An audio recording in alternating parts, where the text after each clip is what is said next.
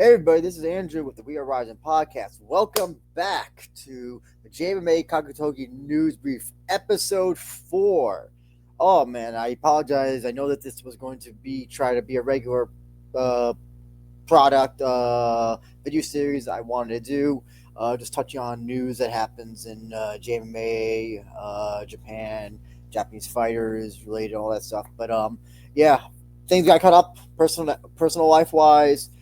Hopefully now we can get through. We can start to try to get this thing a regular thing, and I think now's a good time because a lot of stuff has happened for Japanese MMA fighters and the Japanese MMA scene in general. Before we start off, though, I have to give a shout out to the sponsor, Each Room Bar. Please use the code WAR at checkout for 25% off your first order. Go to eachroombar.com and use code WAR. Please, if you do that, we get a little bit of a cut.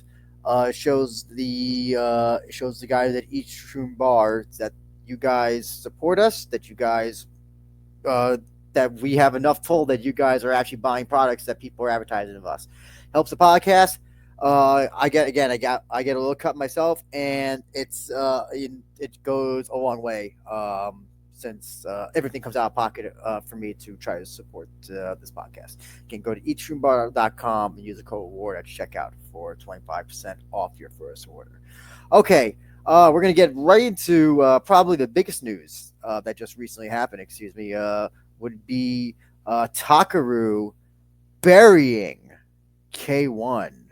Man, Takeru is usually someone who's not who likes to talk a lot of crap, but this time he was set off basically Carlos Kikuta. I believe the former I don't believe he's at K-1 anymore.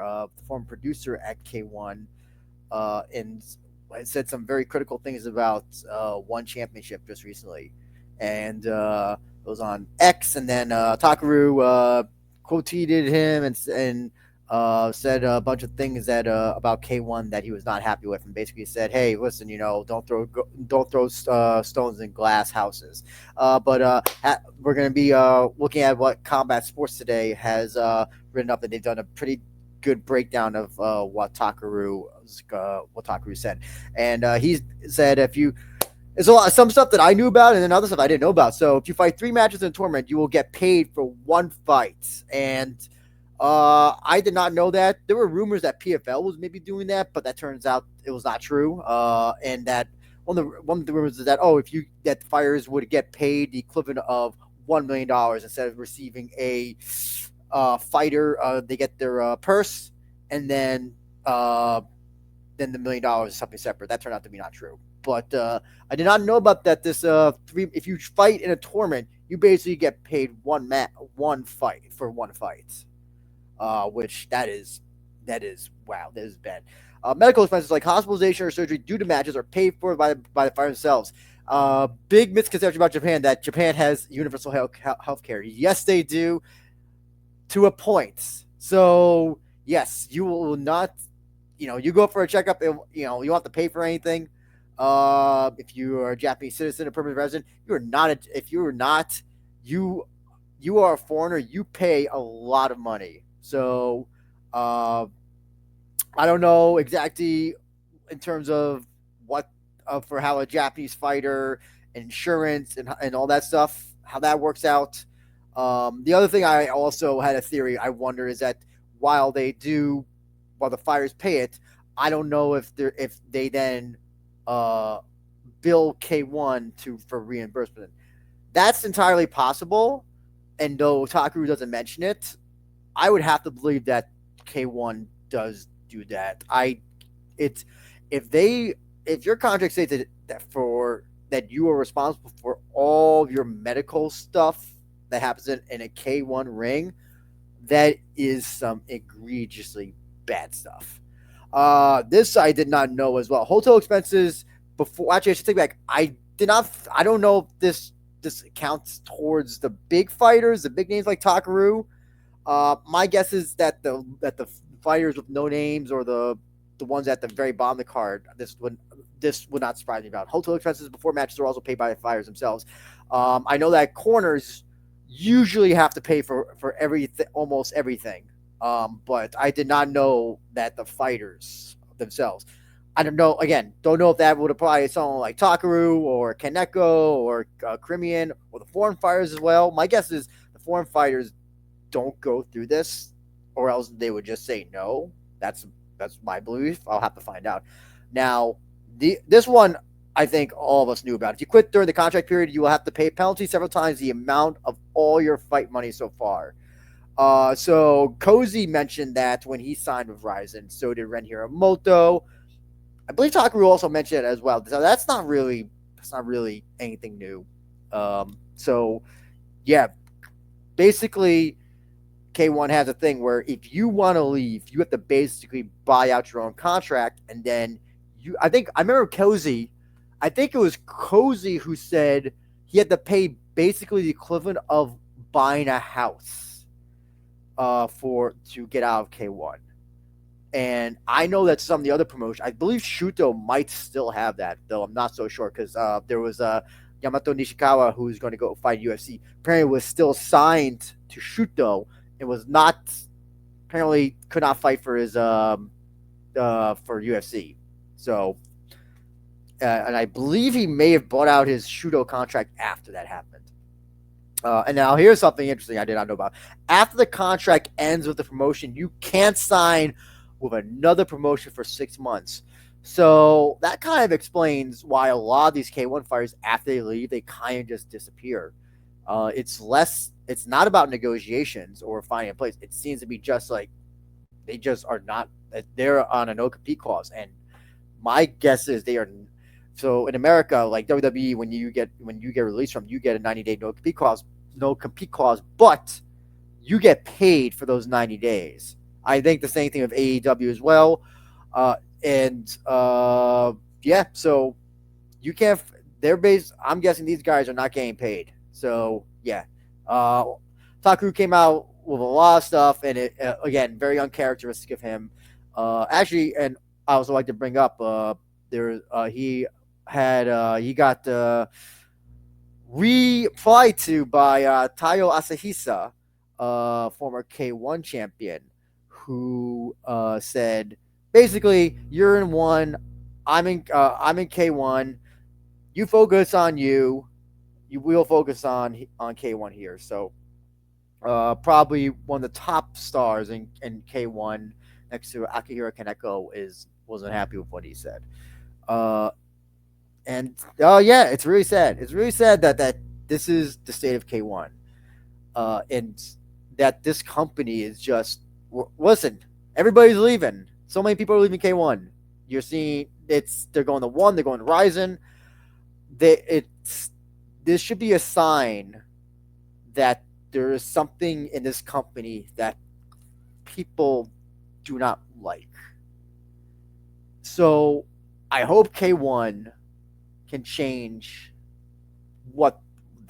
how they run. I sincerely doubt it. I mean, is it better than how it used to be? Yeah. I don't know if it's known, but I tried to start a kickboxing podcast during the pandemic, and we had reached out to K1. First of all, they rudely declined because they were like, "Oh, listen, you don't have anything on kickboxing. You're just social. It's just you just have a social media now, so there's nothing." And then we said, "Well, we want to kind of just start with you guys because K1, is the biggest kickboxing organization in Japan. We want to get its name out there to foreign audiences."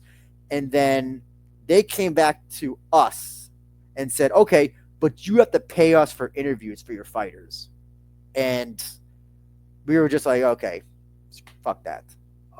Yeah, this company is, I don't know, this company is so just, there are problems with one, but I think they don't compare to the comparisons. At least the silver line is that I can watch one, I guess. And apparently the fighters get paid good money in one, and they might become the best kickboxing organization in the world at this point. They get rid of MMA, but yeah, K1 has got issues, man. I don't know how you change this, because I think you need this. It basically needs to be gutted from the inside and re just changed. So yeah, that was the big story from this past week. Uh, into other news, RIZIN Flyweight Grand Prix matches. So let's just get into that. The RIZIN Super RIZIN 4 will host a whole bunch of big matches, and including the big first round of the Flyweight Grand Prix. I'll just the fights that have been announced are. Sorry, just getting this up right now. Okay. So we got Yukito versus Nikazumu Zulu. Jose Torres, who is and him and Takaki Soya were just announced for the last minute for the GP. Jose Torres taking on Hiromasa Okikubo. Yuki Matoya taking on Hiroya Kondo. Ali Beck Gazmadov taking on Takagi Soya. Erasan Yamamoto taking on Makoto Shinryu. And that is it right now. And also, what is interesting that has been announced is that they are going to have on the podcast yesterday. Let's Talk JMMA with Shuharata and Charlie CJ. Apparently, they explained that there's going to be a voting process for the winners of the flyweight tournament, and the panel of experts and influencers. These were Shu's words. Influencers and experts are going to pick who advances and who goes to the who will be alternates, and then the alternate gets to go on, gets a guarantee, gets to win, gets the winner of the alternate gets the title shot later on. So I'll tell you this: I'm not happy that there's a voting process. It kind of is the antithesis of a tournament. If you vote who goes forward and who doesn't, because then it's not a tournament. I don't know what it is, but it's not a tournament. I don't. At first, when I read it, I thought like, oh, okay, that it's going to be the people, the fans who vote. And now that it's experts, I'm guessing that's probably Japanese MMA media and influencers, whoever that will be.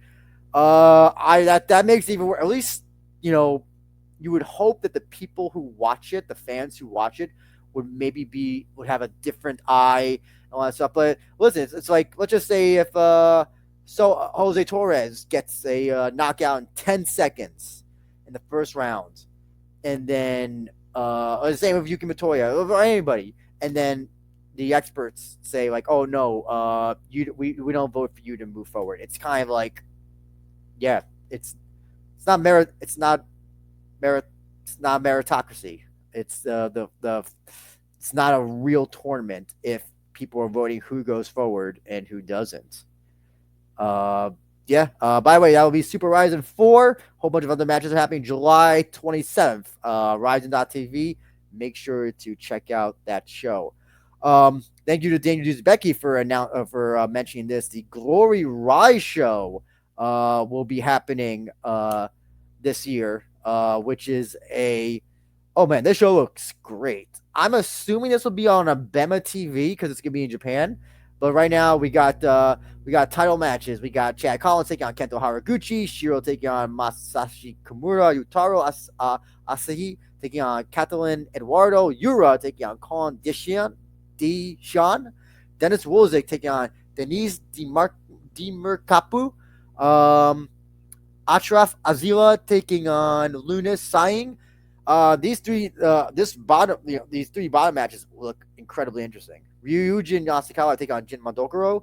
Taiju Shiratori take on Andy Turlin. An open finger gloves match. Ryu Hanaoka taking on Momo Tsukamoto. So yeah, I don't think the other matches are going to be open finger glove. This is the one open finger glove match. I'll say this: Rise is whatever K-1 is. Rise is the total opposite. They make their shows easily available. The big shows, at least the El Dorado shows, all those big shows. I think this one will also probably be available to us in the United States. But then they get uploaded to YouTube very quickly. usually a week or so. They come out and great quality. It's just the fights, and it's just great. They really go out of their way to make them easily accessible, which is the opposite of what K-1 does. Okay, deep news. We love talking about deep here. Not much big news for deep, but the big deep had a show in Osaka uh, last week. Actually, 2 weeks ago. Excuse me. The Osaka Impact second round show. I'll get that for you guys up. But it was a pretty darn good show. I'll say, and again, I say this all the time. There can be 100 fights on a deep show, and that thing will be over in 2 hours. So yeah, um, mostly just local guys, but perhaps the most notable fights we can talk about. Ebichu, GJ Bino finally snapped his losing streak by getting illegally kicked. This is the problem. This is the one problem I have with Deep is that every fight has different rules, and I think a lot of the fighters get even confused. While I don't know if like because so when I had my fights, we had a meeting in the back, all the fighters, both corners, the referees explaining everything. I don't know if they are doing this with Deep because of the rules are so different.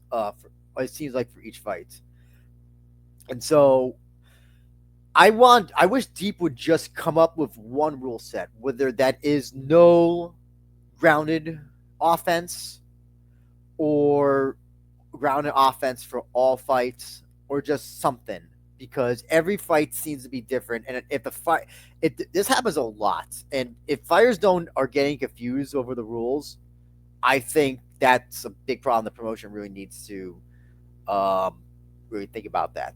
uh, just come up with one rule set. It's just as simpler the fights. The other two big fights was Seiya Amayama, who fought just recently in Ryzen. If I forgot which Ryzen show it was. It was the Ryzen 50. Yeah, he lost to Hiroki Takuoka, one of the guys who never had a finish on his record, and then got finished by him. But he came back and got a finish over the a good fighter, a good veteran, Tomohiro Adania, and it was a doctor stoppage due to a cut. So yeah, Amayama knocks out guys. I think he's finished all of his fights by knockout. So good on him and getting win over a significant veteran. And I guess the other fight, Soro Hamaguchi defeated another veteran, Ryuichi Miki from Pancras. Yeah. So it was a night where the veterans got really did not have good outings. So good on them. Deep has some shows coming up. I'm not gonna get into them. We'll get into them next time. If they're if the shows are happening if they're within close by. But yeah, that's basically it for Deep. Other big news, and this was announced on the podcast again. Let's Talk JMMA with Shuhurata and with CJ. Apparently, Usa Strong, who just fought this year at Ryzen Otoko Matsuri and lost badly to Tayo Asahisa. This is the guy who's a Fuji TV employee who defied his employer's request to not fight. Said that he would like to face Kota Miura. Now, I suggest watching Let's Talk JMA, which they go more into detail on it. But you have two guys who are on a losing streak, who have not looked good in recent times at all. And listen, I said that Miura needs to go deep, but listen, this is fine. You have two guys who lost their recent fights badly. Usa, I don't know has ever done MMA. So I don't know if this would be a kickboxing fight or an MMA fight. Probably, I'm guessing it would have to be MMA. Maybe they do mixed rules, but I think only Rise has done about one or two mixed rules matches. But my guess is that they would do it MMA, probably. So that and they basically confirmed that that's probably the fight that's going to happen for I guess the show that'll be after this after Super Ryzen, which would be I think Ryzen 52, I believe it will be. So I think it is Ryzen 52. And we'll get into some other news if I can find the thing. There we are. Kana Ozakura has tied the knot. She married a DJ. So good on her for getting married. She retired last year. Last fight was against Seikazawa, which she looked really good. She didn't get smashed like the other people that Izawa has faced. So good on her. She's married. I don't know what she's doing, if she's still training or anything, but apparently her husband's a famous DJ. So good on her that she's found happiness, and hopefully they'll be married for a long time. Other than that, that's basically all the big news. Coming up, I guess we'll talk about. So coming up, we're gonna have a Super Ryzen 4 preview. That'll be coming up within about that show was July 22nd. So let me guess. Oh, July 22nd. I say July 22nd. Is it 4? That July 22nd? Sorry, July 27th. What am I? I'm going crazy here. July 27th. So we're gonna try to do it that week. As well, since it's the 10th anniversary of Ryzen, we're gonna have some special shows dedicated to Ryzen's best moments, best knockouts, finishes, best matches, and we're gonna try also get some special guests on to talk about 10 years of Ryzen. So cross fingers, hopefully those work out. That's basically all we have for the Kakutogi JMMA News Brief, episode 4. Just a reminder, please go to eachroombar.com, use code WAR at checkout for 25% off your first order. Again, by doing this, you help the podcast, and also the bars. The bars are great. They're full of protein. They have no artificial crap in them. They have reishi, turkey tail, a bunch of other good stuff that can help a workout pre or post, or if you just want a healthy snack.